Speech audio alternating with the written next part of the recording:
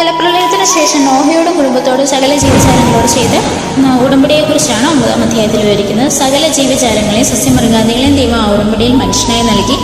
എന്നാൽ തന്റെ ഛായയിലെ സാദൃശ്യത്തിലും സൃഷ്ടിച്ച മനുഷ്യരെ ദ്രോഹിക്കാനോ വേദനിപ്പിക്കാനോ ഉള്ള അവകാശം ആർക്കും കൊടുത്തിട്ടില്ല. തന്റെ സഹോദരനെ ദ്രോഹിക്കുമ്പോൾ ദൈവത്തെ തന്നെയാണ് ദ്രോഹിക്കുന്നത്. ഈ ചെറിയവരിൽ ഒരുവർ നിങ്ങളിത് ചെയ്തു കൊടുക്കുമ്പോൾ എനിക്ക് തന്നെയാണ് ചെയ്തതെന്ന് ഈശോ പറയുന്നുണ്ടല്ലോ പുതിയ നിയമത്തിൽ. സന്താനപുഷ്ടിയുള്ളവരായി ഭൂമിയിൽ പെരുകാൻ എല്ലാ ജീവജാലങ്ങളെയും അനുഗ്രഹിച്ചു.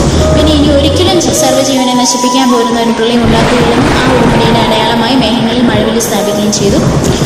ഒരു നാൾ ലഹലയിൽ മത്തനായി കിടന്ന പിതാവിന്റെ നഗ്നത കാണുകയും അതുപോലെ സഹോദരരുടെ അടുക്കൽ പോയി പറയുകയും ചെയ്ത മകന്റെ ദുരവസ്ഥ കാണുമ്പോൾ നാം മനസ്സിലാക്കേണ്ടത് ചെയ്യേണ്ട നന്മ ചെയ്യാതിരിക്കുകയും അതുപോലെ വേറൊരാൾ പറഞ്ഞ് ആ വ്യക്തിയെ അപമാനിക്കുകയും ചെയ്യുന്നത് ശരിയല്ല എന്നാണ്.